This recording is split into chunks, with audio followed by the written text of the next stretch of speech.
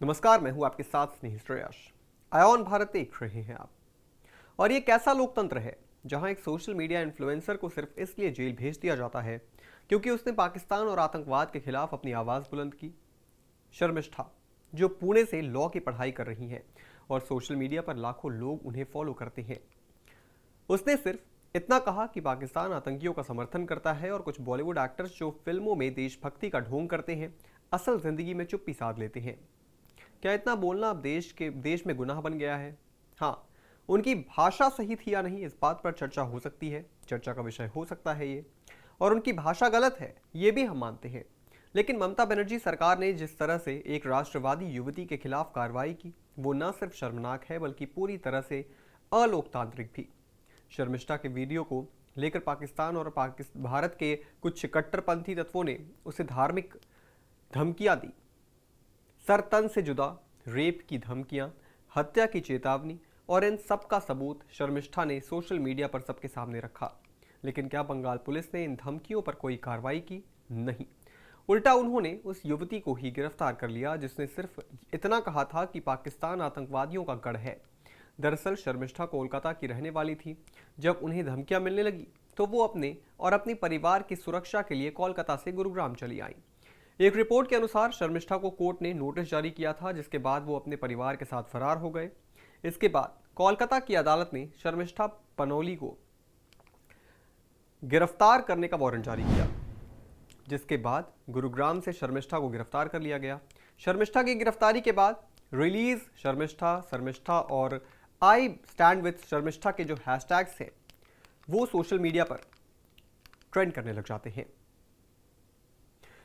Hashtags trend होने के बाद देश में एक लहर भी दौड़ पड़ी। लेकिन सवाल उठता है कि क्या आज के भारत में पाकिस्तान के खिलाफ बोलना अपराध है? क्या किसी हिंदुस्तानी को अपनी सेना, अपने सोल्जर्स और अपने देश की सुरक्षा को लेकर सवाल उठाने का हक नहीं है?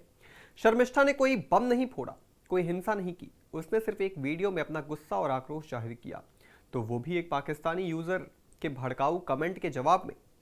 शर्मिष्ठा ने माफी भी मांग ली, वीडियो भी हटा दिया, लेकिन फिर भी उसे छोड़ने के बजाय जेल में डाल दिया गया।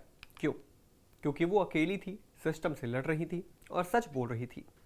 ये कार्रवाई बताती है कि अब सच बोलना भी सजा पाने लायक अपराध बन चुका है, खासकर तब जब आप एक महिला हो और पाकिस्तान विरोधी बात कह रहे हो। हम बार बार बोल रहे हैं कि उनकी भाषा गलत है।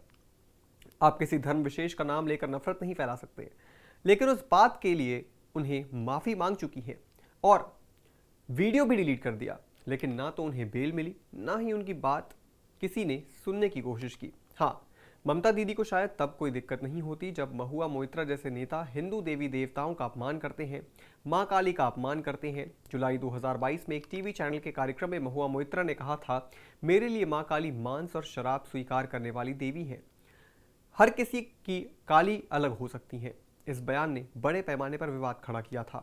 हिंदू संगठन और भाजपा नेताओं ने इसे देवी का अपमान बताया। टीएमसी पार्टी ने खुद को महुआ के बयान से अलग कर लिया और कहा कि ये उनका निजी मत है। लेकिन आज भी महुआ मोइत्रा टीएमसी में है और लोकसभा में सांसद हैं। तो बताइए उन पर क्या कार्रवाई हुई?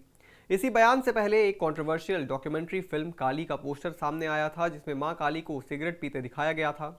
उन्होंने फिल्म और पोस्टर पर कहा था कि काली को हर कोई अपने तरीके से देख सकता है।